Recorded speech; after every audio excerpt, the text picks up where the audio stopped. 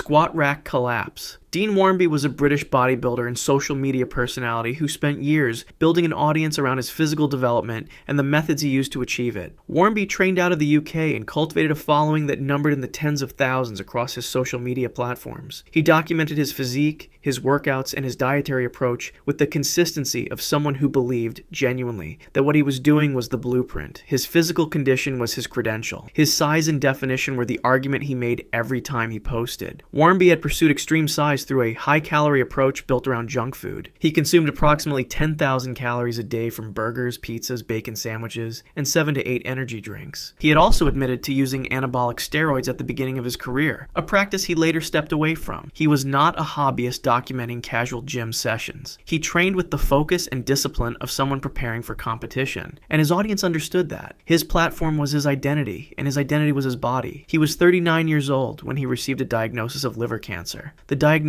arrived without the kind of warning his followers might have expected. Warby had presented publicly as a picture of physical achievement. His training logs showed progress. His photographs documented size and conditioning that most people in his audience were working toward. The cancer was not something his appearance had announced. After the diagnosis, Warby made a decision that required him to publicly reconsider the lifestyle he had spent years pursuing. He began speaking openly about his illness. He shifted his public messaging toward plant-based eating and natural treatments, and he told his audience that his thinking had changed. He chose natural remedies and vitamins over chemotherapy and radiation. He was clear that he believed there was a connection between his lifestyle and the cancer he had developed. He stated this publicly. He did not frame it as a certainty established by his doctors. He framed it as his own belief, arrived at in the context of a diagnosis that had forced him to re-examine everything he had been doing. The coroner's inquest that followed his death went further. The coroner found that the most probable cause of his liver tumors was the misuse of anabolic steroids, describing a direct causal link between the steroid use and his death. That finding was not something Warby had emphasized in his own public messaging, but it is what the official inquest concluded. His audience watched the shift in real time. Shows a person who had been building his platform around a specific physical pursuit was now communicating with them from the middle of a terminal illness. The followers who had engaged with his journey through health were now following it through something else entirely. He continued to post and communicate with his audience during his illness. He did not disappear. The public nature of his situation was complete. He had built his platform on physical achievement, and in the end, he was documenting his body failing. Dean Warby died in July of 2015. He was 39 years old. The cause of death was liver cancer. The coroner's inquest found the most probable cause of his liver tumors was the misuse of anabolic steroids. Live on camera, Jana Sargsyan had built a following of more than 16,000 people on Instagram and tens of millions of views on TikTok by the time she died. And almost everything her followers knew about her they had learned from content she had produced and published herself. Sargsyan, known online as Jana Dart, was Russian. She had spent years living across Southeast Asia, moving through countries where tropical fruit was abundant and cheap, and she had built an identity and an audience around the dietary philosophy she practiced and promoted there. Her approach was not simply vegan. It was rawer and more absolute than that. She ate fruit, almost exclusively. She documented it. She filmed it, she photographed it, she posted it. Her content had a particular visual quality that suited her platform. She was slim. Her settings were colorful and warm, bowls of mango and papaya, markets in Thailand and Malaysia, the kind of imagery that made her lifestyle look nourishing and exotic and deliberate. Her captions and her presence communicated a belief that what she was doing was not just acceptable, but optimal. She was not someone who had stumbled into an unusual diet. She was someone who had committed to an ideology about food and health, and was sharing that ideology with an audience that had chosen to receive it. Over time, the photographs told a different story. Those who had followed her for years observed visible changes in her appearance that accumulated across her posts. She had always been thin. She became, over the years of her public documentation, markedly thinner. The changes were visible enough that people within the online health and wellness community began raising concerns publicly. There were posts and comments and discussions about what her photographs showed. She continued posting. She had encountered serious health complications before her death. Reports from people who knew her described a jaw infection that was severe enough to require attention, and that was linked in those accounts to her. dietary practices. The exact nature of the medical intervention she received or did not receive for that condition was not fully established in public reporting, but the episode was noted by those who followed her as one of several visible signs that her health was under serious stress. Samsonova was known, by those close to her, to have declined medical assistance. This was not a secret. It was consistent with the ideological framework she had built her public identity around. The belief that her approach to eating was health-giving made the idea of conventional medical intervention a kind of contradiction. To accept it would have been to accept that something was wrong with the system she was promoting. She was in Malaysia when she died in July of 2023. She was 39 years old. Her mother spoke publicly after her death. She described the cause as a cholera-like infection, while also stating that she believed her daughter's extreme dietary approach had left her body unable to fight it. Friends who had seen Samsonova in the months before her death described her as looking exhausted, with swollen legs. No official Malaysian coroner's finding was released publicly. What her mother said is what is known about the circumstances of her death. The reaction from the online health community was immediate and extensive. Jana Sargsyan had been a presence in those spaces for years, and her death prompted a sustained conversation about extreme dietary ideologies, about the responsibility of influencers who promote specific approaches to eating, and about what it means when a person builds an identity so completely around a practice that seeking help for the consequences of that practice becomes unthinkable. She died in July of 2023. She was 39 years old. Her mother described the cause as a cholera-like infection, while stating her belief that the extreme raw diet had contributed.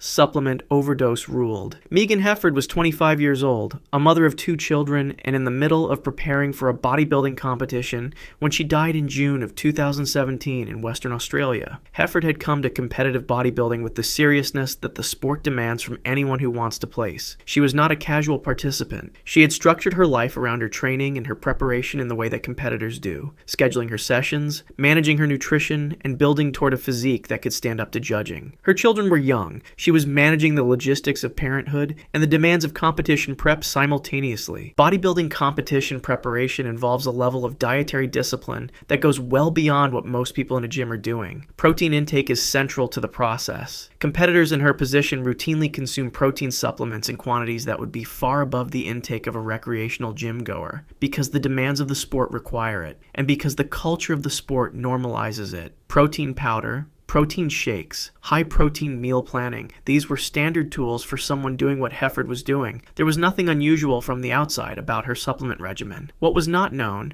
to Hefford, or to anyone around her, was that she had a urea cycle disorder. A urea cycle disorder affects the body's ability to process protein. The urea cycle is the mechanism by which the body converts the nitrogen produced by protein metabolism into urea, which is then excreted. When that cycle is impaired, nitrogen accumulates. The buildup becomes toxic. In many people with urea cycle disorders, the condition produces no obvious symptoms for years, or the symptoms are mild enough to be attributed to other causes. It is possible to live with the condition without knowing it is present. Hefford had not been diagnosed. There had been no indication that her body was processing her diet differently from anyone else's. She was training. She was eating. She was preparing for competition in the way competitors prepare, and nothing in her experience had told her that the high-protein approach she was following was anything other than the correct one for her goals. She was found unconscious. The response to finding her began the chain of events that would ultimately reach a coroner's inquest. Emergency services were called. She was transported to hospital. The situation was serious enough that she was placed on life support. Her family was present through the days that followed. What the medical teams managing her care found was damage that life support could sustain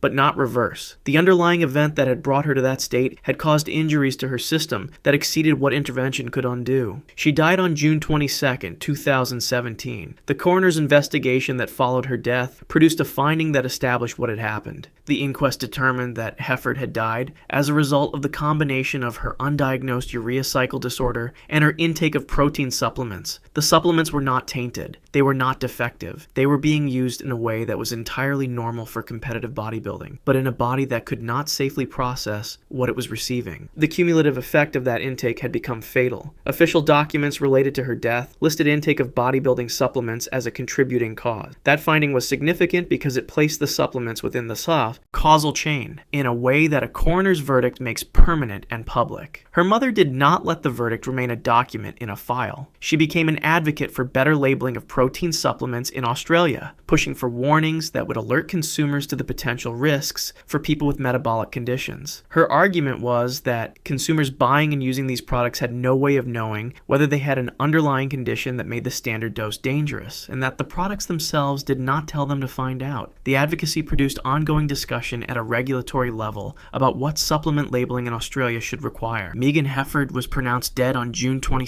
2017. She was 25 years old. The coroner identified her cause of death as the combined effect of an undiagnosed urea cycle disorder and bodybuilding supplement intake.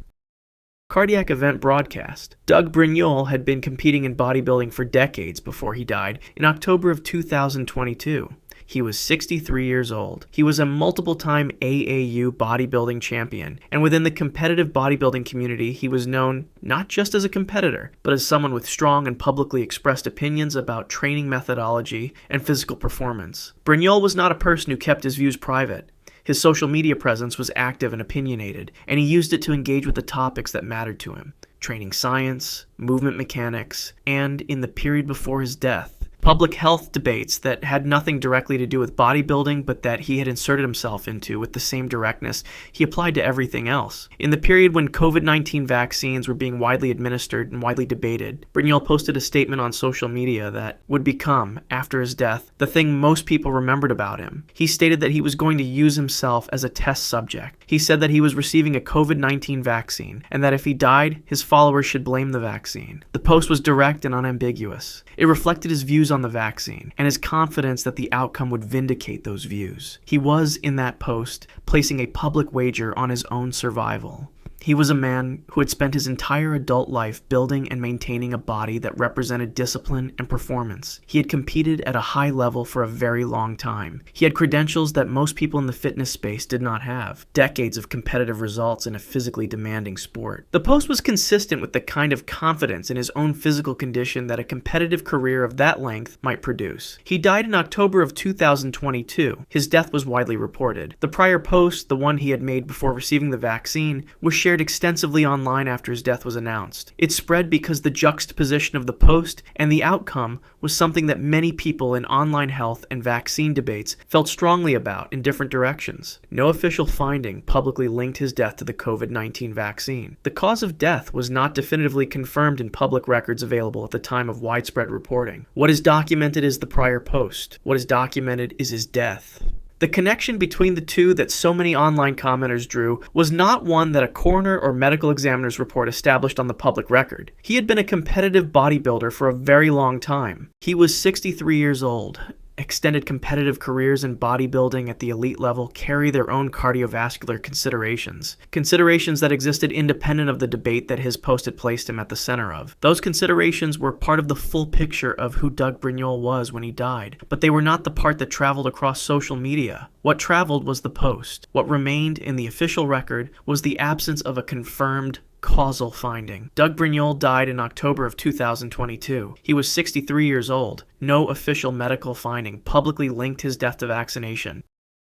Died too young. Joe Lindner had approximately 9 million followers on Instagram when he died on June 30th, 2023. He was 30 years old. He was German, and he had built one of the most recognizable physiques in online fitness content under the name Joesthetics. Lindner's brand was built on a specific visual identity. He was known for extreme muscularity combined with an aesthetic presentation, the kind of physical conditioning that requires both size and leanness simultaneously, a combination that is genuinely difficult to achieve and maintain. His content documented the process of pursuing and maintaining that appearance, and his audience of millions had followed that documentation for years. He was also unusual within the fitness influencer space for a particular reason. He talked about his drug use, not obliquely and not in the language of denial that characterizes a significant portion of elite fitness content. He was direct about the fact that he used performance-enhancing substances, and he was willing to discuss it publicly in a space where that kind of transparency is rare. His openness on the subject built a specific kind of trust with an audience that was tired of the pretense that accompanies a lot of high-level bodybuilding content. Lindner was in a relationship with a woman named Nisha, and she was present in his life and in his content in the period before his death.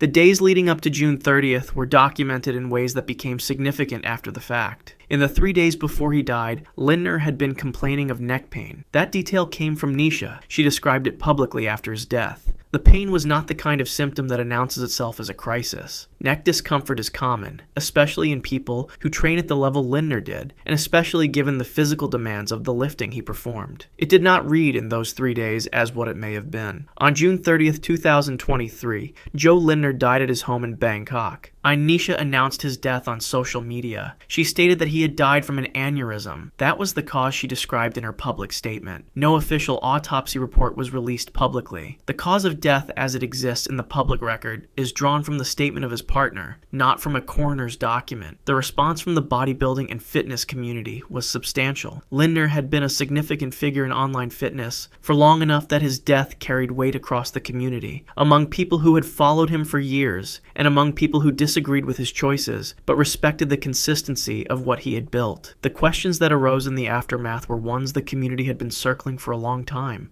Lindner had been transparent about his substance use. He had discussed cardiovascular risk in the context of performance-enhancing substances. His death, at 30 from a cause that his partner described as vascular, produced a conversation that he had in some ways already set up. That conversation, the one about the physical costs of extreme bodybuilding at the elite level, was not new, but his death gave it a specific person to attach to. The connection between performance-enhancing substances and his death was not established officially. It is important to be precise about that. What is known is what he said about his own use during his lifetime, and what Nisha said about the cause of his death. The rest is inference, and inference is not the same as finding. Joe Lindner died on June 30th, 2023. He was 30 years old. The cause of death, per his partner's public statement, was an aneurysm. Extreme cut crash. Andreas Munzer was 31 years old when he died on March 14th, 1996, and the condition of his body when surgeons opened him up during emergency surgery 2 days earlier had shocked the medical team that found it. Munzer was Austrian. He had been born in 1964 and had come up through competitive bodybuilding to reach the highest level of the sport. He had competed at Mr. Olympia.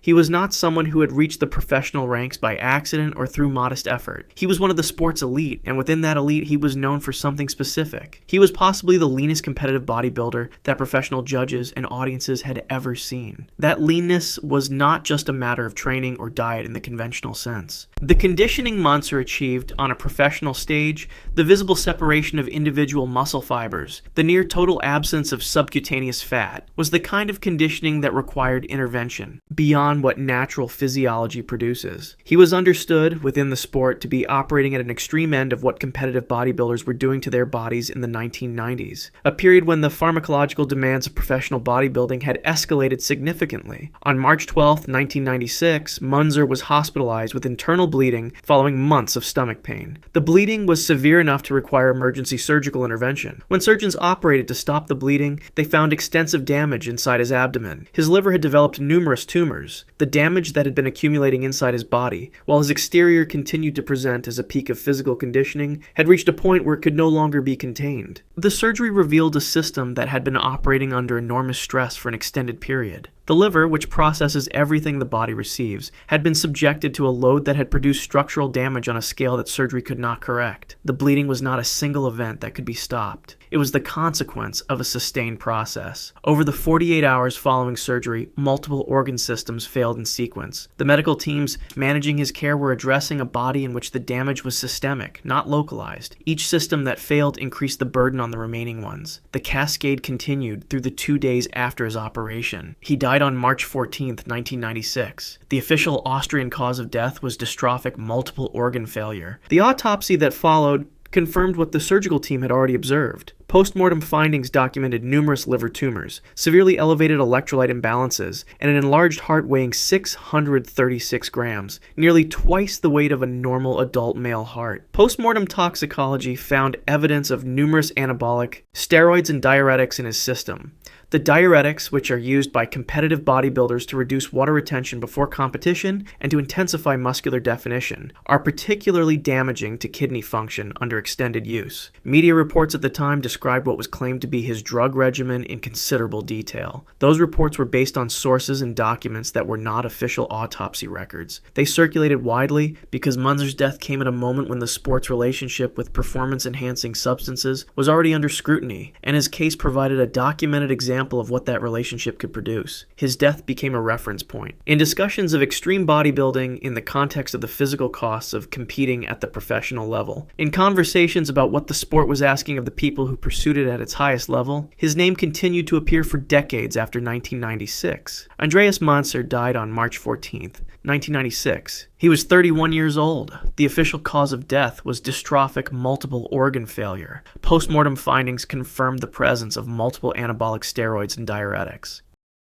Undetermined in Florida. Rich Piana had more than 1 million subscribers on YouTube when he collapsed on August 7th, 2017, during a haircut at his home in Clearwater, Florida. He was 46 years old. He was one of the most recognizable figures in online fitness content, and he had arrived at that recognition through a combination of extreme physical size, a highly specific personal brand, and a degree of transparency about his methods that set him apart from most people in his space. Piana was not subtle. His physical dimensions, at the height of his size, were far beyond what competitive bodybuilding or recreational fitness produced. He was, by his own public description, someone who had been using performance-enhancing substances for a very long time, and he discussed that use openly on his channel and in his public appearances. He did not position himself as a natural athlete. He positioned himself as someone who had made choices about his body and was willing to talk about them, and that willingness to talk produced an audience that trusted him precisely because he was saying what the rest of the industry was not saying. He ran a supplement company. He produced content. He trained in a way that was, by the standards of most gym goers, extreme, and his audience watched him train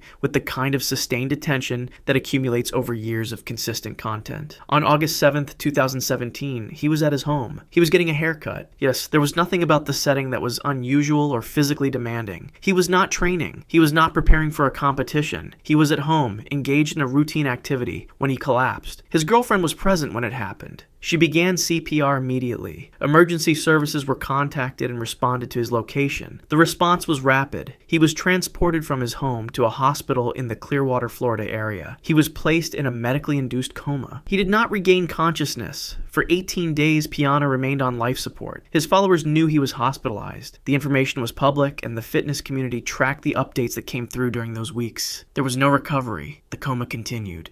The medical picture did not improve in the direction that would have permitted him to come back from it. He died on August 25th, 2017. The medical examiner conducted an autopsy. The official cause of death was listed as undetermined. That is the ruling that exists in the public record. The toxicology specimens that would have enabled a more definitive finding had been discarded by the hospital, despite an explicit request that they be preserved. The autopsy did produce findings that were documented and reported. His heart weighed approximately twice what a normal adult male heart should weigh, consistent with significant cardiac hypertrophy. His liver was similarly enlarged. The autopsy noted significant heart disease. Law enforcement reports from his home noted that numerous bottles of testosterone were found on the premises. That finding was public and was reported in connection with the investigation following his death. It is part of the documented record of what was found, attributed to law enforcement reports, not to the medical examiner's determination of cause. The medical examiner's ruling of undetermined means that the official record does not establish a causal chain that a medical examiner's conclusion could support. What the autopsy found is documented. What caused his death, in the formal sense of a medical examiner's conclusion, remained undetermined. Rich Piana died on August 25th, 2017. He was 46 years old. The medical examiner listed his cause of death as undetermined. The autopsy documented significant heart disease and cardiac hypertrophy. Barbell on neck. Justin Vicky was 33 years old and working as a personal trainer and fitness influencer in Bali, Indonesia on July 15, 2023, when a barbell came down on his neck during a back squat and ended his life. Vicky had built his presence within the Bali fitness community, a community that had become internationally visible over the years, preceding his death, as the island attracted trainers, athletes, and wellness practitioners from around the world alongside its established tourist economy. Gyms in Bali in 2023 served a clientele that ranged from local residents to visiting fitness professionals to long-term expatriates, and the training culture in those facilities reflected the blend of influences that the island's fitness scene had developed. Vicky was a trainer within that environment. He worked with clients. He produced content. He was physically capable and experienced in ways that the role of personal trainer requires. Someone who understood equipment, who understood load management, and who spent his professional life in the environment where the incident that killed him occurred. On the day he died, he was performing a back squat. The back squat is a compound movement that places a loaded barbell across the upper back and shoulders. The lifter squats down under load and returns to standing. It is one of the foundational movements in resistance training, and it is performed in gyms around the world every day. It requires, particularly at higher loads, either the confidence of the lifter in their ability to complete the movement, or the presence of a spotter positioned to assist if completion becomes impossible. A spotter was present. Media reports described the weight on the barbell as 210 kilograms, approximately 463 pounds. That figure comes from media coverage of the incident and should be understood as reported, not as a figure drawn from an official document. At some point during the movement, the barbell left his shoulders. It came down on his neck. The spotter, positioned to assist in the event of a failed lift, was not able to intervene effectively enough to prevent the barbell from making contact. The weight and momentum of a loaded barbell at that mass, once in motion off the lifter's back, creates a situation that exceeds the physical capacity of a single person positioned as a spotter to fully arrest. The barbell came down. The contact was with his neck. He was on the floor of the gym. Emergency response was initiated at the gym. He was transported to a hospital. Emergency surgery was performed. The injuries he had sustained were severe. The surgery that followed the incident was not able to reverse the damage that contact with a barbell of that weight had caused to the structures of his neck. Justin Vicky died. The gym confirmed his death. The footage of the incident had been captured, and it circulated widely online in the days following July 15th. The existence and spread of that footage was a significant part of the public reaction to his death, both within the fitness community and among the broader online audience that encountered it. The footage showed what had happened in the gym, and its circulation meant that the incident was not something that remained within the community of people who had known him. It became visible to anyone who encountered it, whether they had been looking for it or not. Justin Vicky died on July 15th, 2023. He was 33 years old. The cause of death was severe injury to the neck sustained when a barbell came down on him during a back squat. Weight cut collapse. Jian Bing was 21 years old when he died in December of 2015 in China, following a weight cutting procedure that he was undergoing before a regional mixed martial arts competition. Yang competed in Chinese combat sports at the regional level. Mixed martial arts in China in 2015 was a sport in development, expanding in reach and in organizational structure, but not yet operating under the level of international oversight or standardized safety protocols that established organizations in other countries had developed around weight management procedures. Weight cutting, the practice of rapidly reducing body mass before a weigh-in through dehydration and other methods in order to compete in a lower weight class, was common practice across combat sports globally, and it was common practice in the Chinese regional scene in which Yang competed. The practice of weight cutting at the level it is commonly employed in combat sports operates on a physiological premise that is medically understood to carry significant risk. The body is dehydrated rapidly and substantially, sometimes by several kilograms over a short period, and then the competitor rehydrates after the weigh-in to recover the mass and attempt to restore physical capacity before the competition. The process stresses the cardiovascular system, the kidneys, and overall physiological function in ways that are compounded by simultaneous physical exertion. On the day he died, Yang was undergoing the weight-cutting procedure prior to his competition. Media reports described the process as involving a plastic sauna suit combined with physical exertion and fluid restriction, a combination intended to accelerate the loss of water weight within the time frame before his weigh-in. He lost consciousness during the procedure. Emergency response was initiated. He was transported to hospital. He did not recover. Young Jian Bing died from complications of the weight-cutting procedure. The specifics of the medical cause, as it was formally established by Chinese authorities, were reported through MMA media outlets, including coverage in international fight journalism. His death was not a finding in an official document that was translated and published in full in the English language record, but the fact of his death and the context in which it occurred were documented and reported. He was 21 years old. He was a young fighter competing at a regional level in a sport that had not yet developed. In the context in which he was competing, the safety infrastructure that might have caught what the procedure was doing to his body. The response within Chinese combat sports and in the international MMA media that covered his death focused on weight-cutting practices and the absence of medical supervision and standardized protocols in regional events. His death entered the ongoing conversation about weight cutting that has produced, in various organizations and jurisdictions, rules designed to limit the extent of weight manipulation permitted before competition. That conversation had been ongoing before Yang died and continued after, with his case added to the record of what the practice could produce in the absence of adequate oversight. Jian Bing died in December of 2015. He was 21 years old. The cause of death was complications from a weight-cutting procedure undertaken before a regional mixed martial arts competition.